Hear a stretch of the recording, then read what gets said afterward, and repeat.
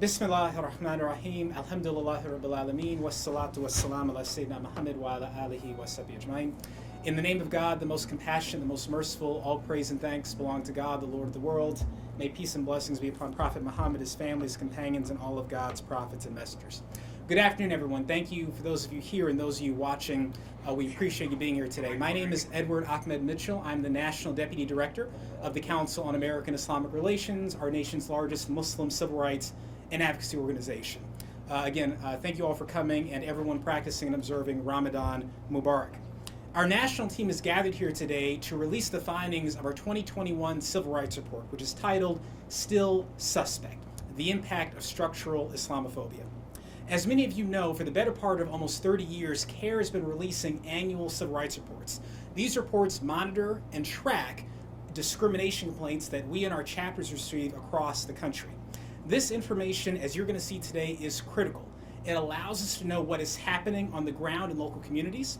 It allows us to track trends, where are things getting worse, where are things getting better, and most importantly, it allows us to devise legal and policy solutions to address the problem of anti-Muslim discrimination. Today you're going to hear about the numbers in 2021, what those numbers mean, why they are what they are, what CAIR and our chapters have been doing about those numbers, and what our government needs to do to address the problem of structural Islamophobia in America. To begin the conversation, I want to invite up now our National Executive Director and co-founder, Brother Nihad Awad. Assalamu alaikum.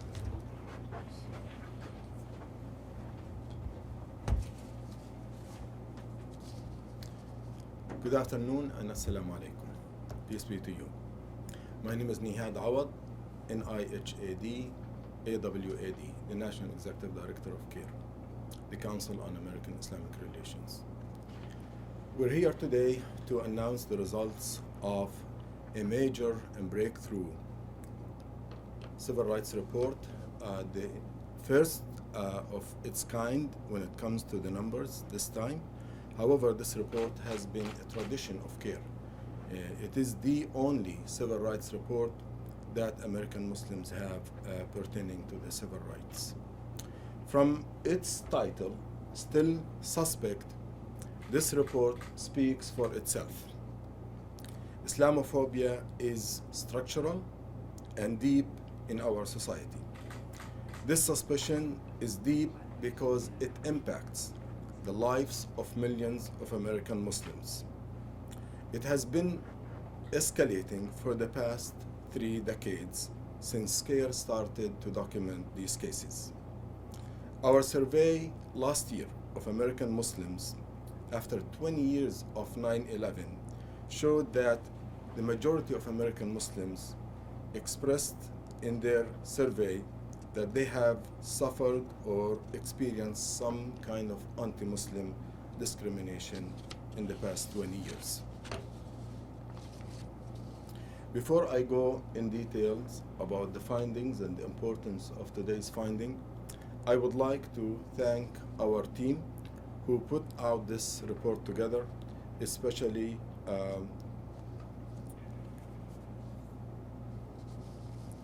our newly esteemed senior researcher, Shabazz, and his intern who put this report together, and also a special thanks to our legal team nationwide for their dedication. They have received, processed, and dealt with thousands of civil rights cases reported by American Muslims. Ladies and gentlemen, Islamophobia has become mainstream in America.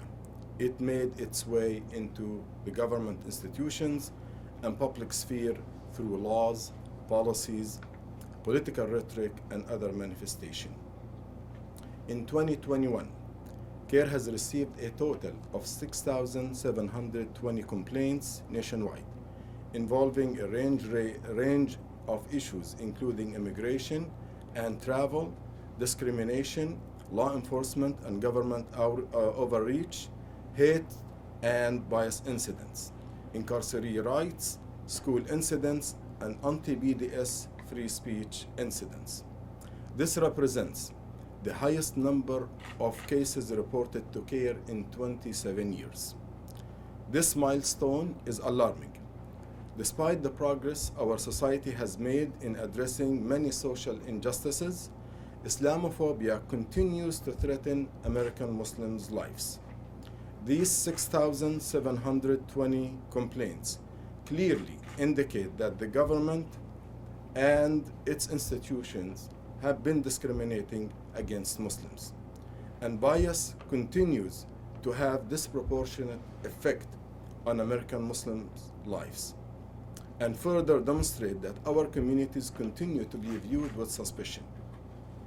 Today's report illustrates the impact of severe structural and interpersonal Islamophobia in the United States. Among the key findings of this report is we have recorded 55% increase in law enforcement and government overreach complaints in 2021. The report also sheds light on the impact of Islamophobia on the lives of American Muslims. It describes a number of anti-Muslim incidents that happened across the country, including mosque vandalism, hate crimes, travel incidents, school bullying, and more. In one disturbing incident, a high school teacher in New Jersey allegedly told an Arab American and Muslim American student, "We don't negotiate with terrorists," when he asked for more time on his homework. The report shows that our government is part of the problem. It shows that our government has placed thousands of American Muslims on the so-called terrorist watch list, who have not been charged or convicted with any crime, without any semblance of due process. Placement on the watch list can prevent individuals from traveling by air or sea and subject them to enhanced and invasive screening at airports. Currently, this watch list includes more than 1 million names, and yet not a single person who has committed an act of terrorism was on the watch list at the time that the crime they committed. Islamophobia is not happening in a vacuum. It has gone mainstream. It has been used and trafficked. It has been used and trafficked with by powerful people in our society, such as media outlets, politicians, including presidential candidates, who ran and won on anti-immigrant and anti-Muslim agenda. Members of Congress who stooped to calling congressional colleagues a terrorist. Islamophobia has been an industry. It is an organized movement with organizational plans, funds, and programs. For more information, I urge you to visit islamophobia.org, which is a website that CAIR organizes. We believe that also our government can be part of the solution in curbing Islamophobia. And that's why we urge today Congress to adopt legislation making federal funding for local law enforcement agencies contingent on those agencies documenting and reporting hate crimes to the FBI's national database. This would offer an incentive for local law enforcement to take the threat of Islamophobia seriously, and could help the public and federal government gain more comprehensive understanding of the challenges American Muslims face. CAIR is committed to protecting the rights of American Muslims and empowering them to fight for justice for all people. We aspire to live in a nation in which all Americans have the right to practice freely their faith, regardless of race, religion, or ethnicity. We urge our community and friends of Muslims to continue to support CAIR's work in this noble mission to fight for justice for all. Thank you.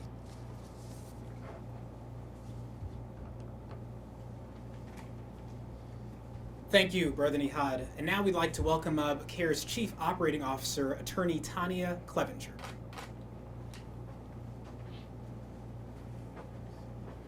Good afternoon, everyone. My name is Tania Clevenger. I'm the Chief Operating Officer for the CAIR National Office. Thank you for being here this afternoon, and Ramadan Mubarak to those of you celebrating. We heard a lot about these numbers and how unrealistic they seem. And this is our life every day in the CAIR network. This 9% increase that you're going to hear more from our senior researcher shouldn't be the case, but it is. And that's why the work's so important. I'm going to talk to you a little bit about the process of how we gather this data and the importance and strength that this report shows is really the strength of our network. CAIR's ability to respond and report these 6,720 complaints highlights our strength without a doubt. The CAIR network, made up of 25 chapters, the national office, and our CAIR legal team here at the national office that we couldn't do this work without. This machine, it allows us to not only respond locally, but nationally. We're able to understand that these cases are part of a bigger picture. And that's why we have, you'll hear from our National Government Affairs Director, Robert, about how we take this and turn this into policies, how we create real change. And everybody across those 25 chapters are bringing this work together.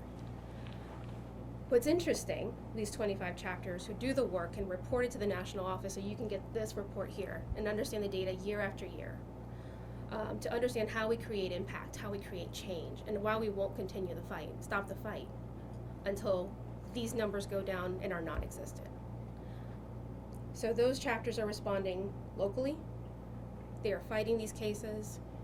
The national office is fighting these cases, and we build our strategies around it.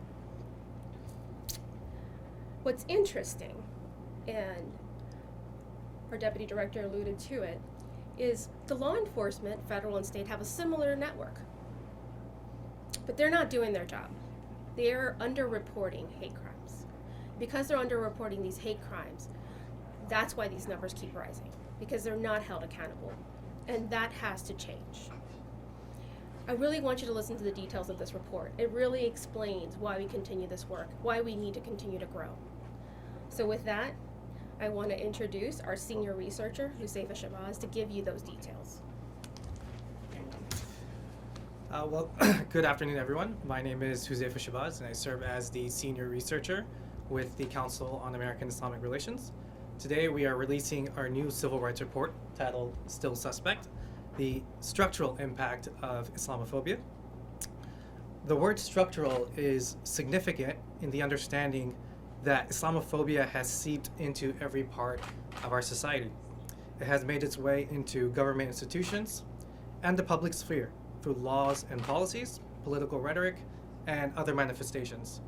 And we have received complaints ranging from issues concerning immigration and travel, workplace discrimination, denial of public accommodations, law enforcement and government overreach, hate and bias incidents, incarceratory rights, school incidents, and anti-BDS/free speech issues. And so these complaints clearly indicate that government discrimination and bias continue to have a disproportionate effect on American Muslims and further demonstrate that our communities continue to be viewed with suspicion. And so we hope this report illustrates the impacts of severe Islamophobia, structural and both interpersonal, in the United States. And so now I'd like to transition into the breakdown of our complaints. So as you can see here, we received a total of 6,720 complaints. That is a 9% increase in complaints from 2020. We had 2,823 immigration and travel-related complaints. We had 745 workplace discrimination complaints, 553 denial of public accommodation complaints, law enforcement and government overreach, we had 679 complaints, hate and bias incidents, we had 308, incarceratory rights, 278, school incidents, 177, anti-BDS free speech issues, 56, and just general complaints to CAIR, just about 1,100 complaints. And so one may ask, what do these complaints encompass? So for immigration, we have issues concerning asylum, the recent Afghan immigration crisis that happened, airline profiling incidences, and a few cases of the Muslim ban, workplace discrimination, hostile work environment, retaliation, religious accommodations, denial of public accommodation complaints. We had issues of bank account closures, denial of services, and housing incidents.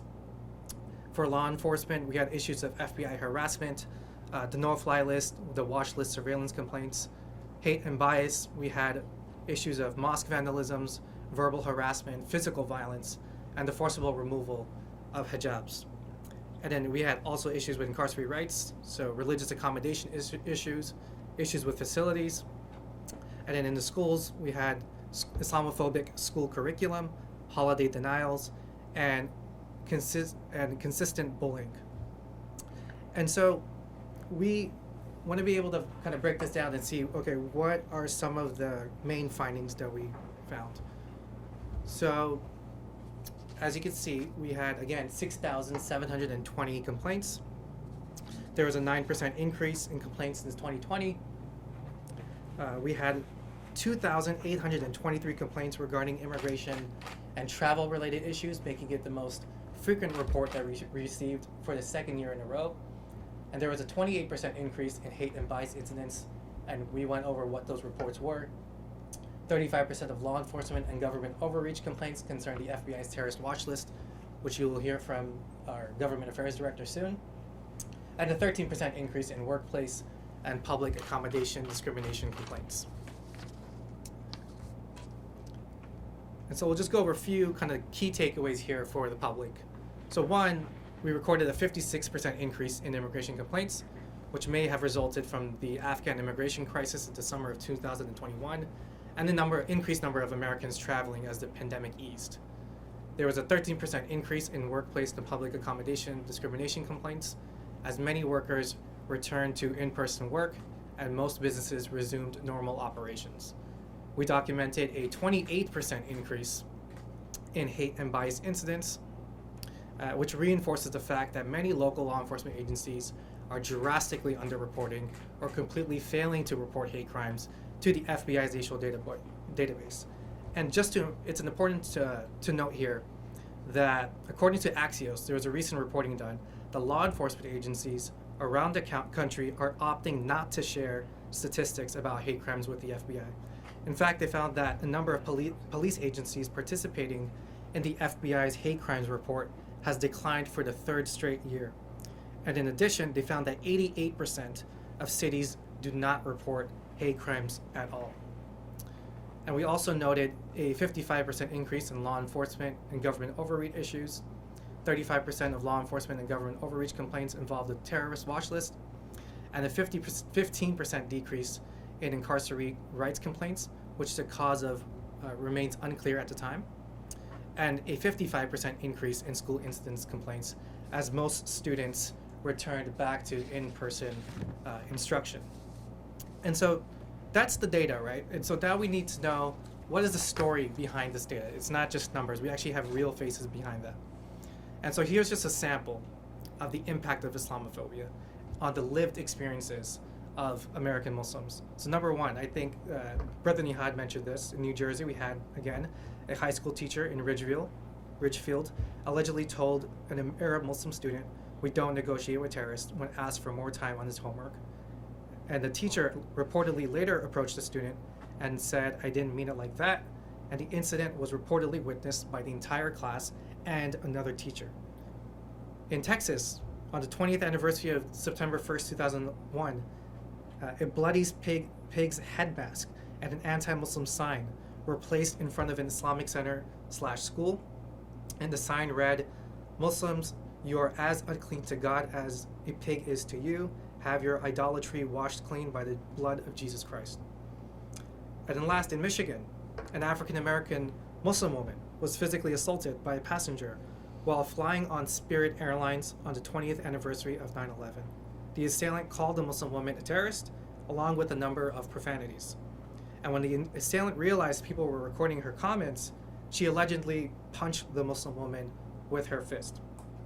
And so just to close, we hope that at the very least, this demonstrates the severity of Islamophobia and the urgent action needed to address anti-Muslim bigotry that is entrenched in parts of our society. And so now it's a pleasure to introduce Robert Mccaw, our Government Affairs Director, to speak about the FBI's terrorist watch list. Thank you. Thank you, Huzaifa. Excellent reporting. My name is Robert Mccaw. I am CAIR's Government Affairs Director. My last name is MCCAW. I'm going to start this off with a quote from U.S. Representative Andre Carson, the senior-most Muslim member of Congress, who testified in March before the U.S. Judiciary Committee. And he said federal agencies like the FBI and TSA started suspect lists and no-fly lists many times just because the way someone's name sounded or was spelled. And once someone's name is on those lists, it can be a nightmare to have a name removed. The U.S. government's terrorist watch list and no-fly list continue to promote structural Islamophobia and the wrongful suspicion of the American Muslim community. As detailed in this in-depth report,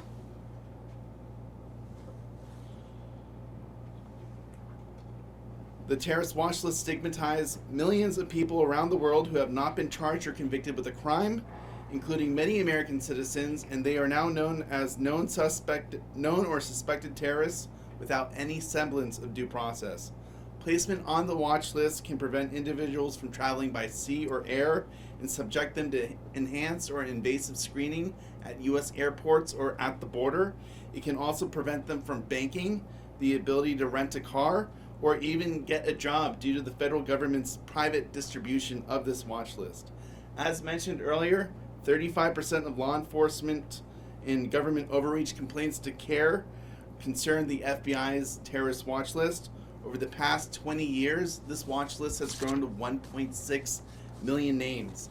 And during those past 20 years, CAIR's mounted a nationwide legal challenge against the government's watch listing program because, again, there's no meaningful way to remove one's name when placed wrongfully on this list, which can lead to difficulty for many innocent people that are traveling. Through CAIR's lawsuits, we've also found that the U.S. government disseminates the status of those people on the watch list not only to the federal and 18,000 state law enforcement agencies nationwide, but to 500 companies, hospitals, universities across the country, and 60 foreign governments. Looking at CAIR's recent watch list advocacy and legal actions, recently Amtrak has asked and the TSA had agreed to screen passengers against the terrorist watch list. This is something that, if it goes through, CAIR has publicly pledged that it would file a lawsuit against. While in 2019, a federal district court ruled the watch list was unconstitutional, citing the harm that the secret program has caused numerous Americans who were placed on that watch list without recourse. It was disappointing that in March 2021, 3 judges, 2 appointed by President Trump and 1 appointed by President Bush, had overturned that ruling. So in March, CAIR requested the United States Court of Appeals for 4th District Court to review that decision, and we're awaiting that review. Also in February, CAIR announced a lawsuit against CBP and its agencies at the Dulles International Airport for repeatedly seizing individuals' electronic devices. And CAIR's lawsuit asserts that CBP agents took this action not because they suspected the individual, but just because their name was on a list that the computer instructed them to go after. The plaintiff in the lawsuit is a Somali American living in northern Virginia who heads a major company in Somalia that drills water wells, handles logistics for international organizations like the Red Cross, and for decades has helped deliver humanitarian aid. I'll conclude, like our report does, by recommending that the federal government adopt an inclusion standard for the terrorist screening database, the watch list, an inclusion standard that precludes innocent people who have not been arrested, charged, or convicted on terrorism-related offenses from being listed in the watch list. CAIR is also calling for the government to end its dissemination of the watch list to foreign governments, private individuals and corporations, and state police officers. With that, I'm going to turn the podium over to CAIR trial attorney Justin Sadowsky. Thank you. Justin. Just gonna close this if that's okay. Hello, my name is Justin Sadowsky. I am a trial attorney for the litigation arm of CAIR, the CAIR Legal Defense Fund. I want to start by just quickly correcting the record. The Fourth Circuit has, in fact, declined review of the Fourth Circuit Court of Appeals decision. However, that Fourth Circuit Court of Appeals decision is a case called El Hadi. In that Fourth Circuit Court of Appeals decision, the court didn't say that the watch list was constitutional. Rather, it said that, and we think incorrectly, that it could only be challenged in terms of its incidence and effects, right? That we could only challenge the watch list in terms of what it does. Now, we disagree with that ruling, but we've also taken that to heart, at least in that case, and we went back before the district court and over the Department of Justice's objections have been able to amend our complaint, and we are now challenging, in that case, the effect that the watch list has on people at the border, where people are searched, they're detained for hours, seized, their electronics are seized, all inappropriate, all unconstitutionally. We had one plaintiff, Mr. El Hadi, who himself was left in a freezing cell without proper clothes for hours, complaining of the cold. Nothing was done. He was ultimately hospitalized from the cold.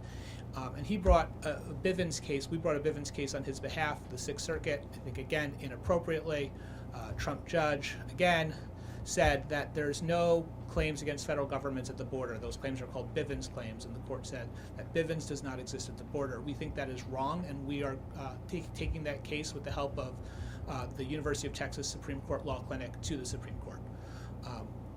So what is CAIR Legal Defense Fund doing? Well, CAIR Legal Defense Fund is focusing right now on 5 points of emphasis, and the first one, as we've already started talking about, is the watch list.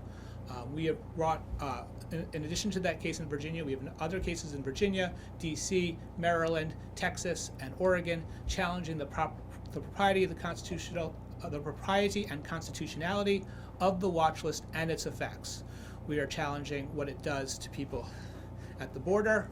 We are challenging what it does in the immigration context. We are challenging some religious questioning that the government will sometimes ask people at the watch list at the border.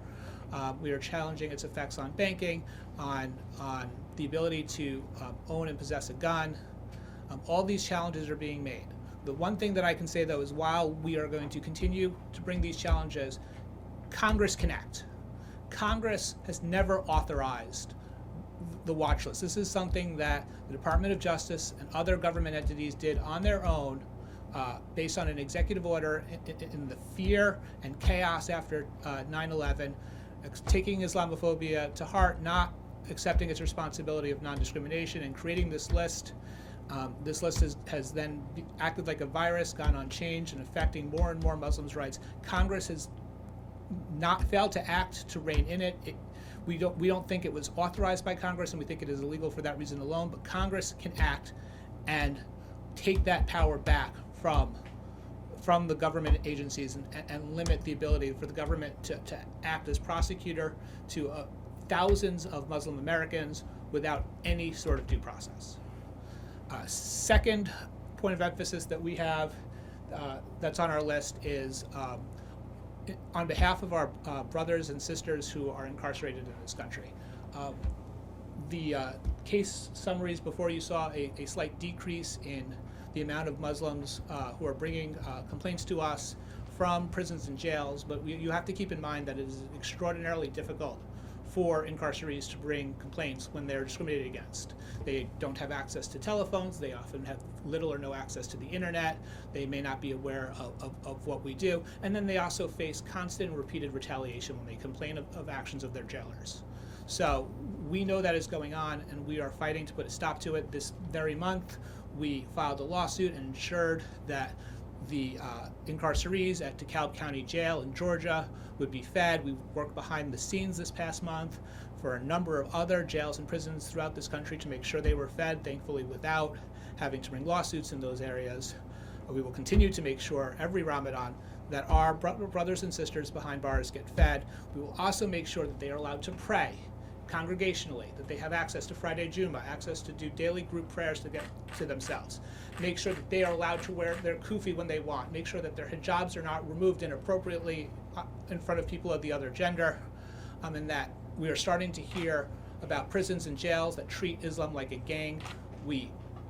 If this does not stop, we will continue to bring lawsuits. We implore on the government officials and prison and jail officials watching this that they put an end to it now. Our next point of emphasis, based on the complaints we've received, are employment discrimination.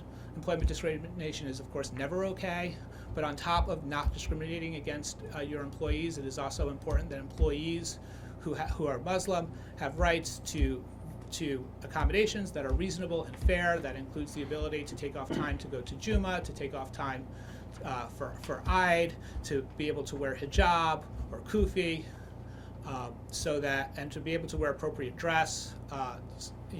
For those Muslims who believe in wearing modest dress, those accommodations are reasonable, and because they are reasonable, they are required under Title VII, and CAIR will continue to enforce those obligations on behalf of the Muslim population. The fourth point of emphasis that Legal Defense Fund is working on this year and in the past is anti-BDS litigation. As you may be aware, I think over 25 states have imposed some form of punishment for people who boycott Israel by making them ineligible to contract with the government. That is a violation of free speech. And CAIR will always stand for free speech in this country. If you want to support Israel and to support the horrible blockade on Gaza and the injury that's caused, that is your right to speak on behalf of Israel in that country, and we're not trying to take that away from you. But you should also have the right to protest Israel, to protest the horrible humanitarian damage that's happening in Gaza and the West Bank. And when the government steps in and says, we will punish you for engaging in speech and engaging in collective action boycotts in violation of our fundamental First Amendment rights, we'll be there, because that's a form of Islamophobia as well. Because targeting the political speech in support of Palestine while not targeting other political speech, it's unconstitutional whether or not it's discrimination, but it is targeted against Muslims, and therefore it's discrimination. And then the final point of emphasis that we want to focus on is school bullying this year. We've had the horrible situation of Jacob El-Sharkaway, a young 14-year-old boy who was bullied in Minnesota middle school and high school, and when he complained to his school, they retaliated against him, punished him, did not protect him, until one day he tragically took his life to end the bullying.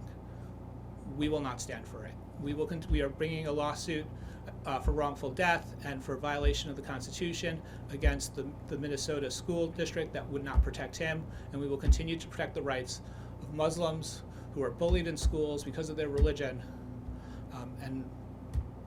And there's no answer to that. So if you are listening and you are a government official, do not discriminate. Reach out to your Muslim population, find out what's bothering them, be proactive, and by being proactive, you can reduce structural Islamophobia. Thank you.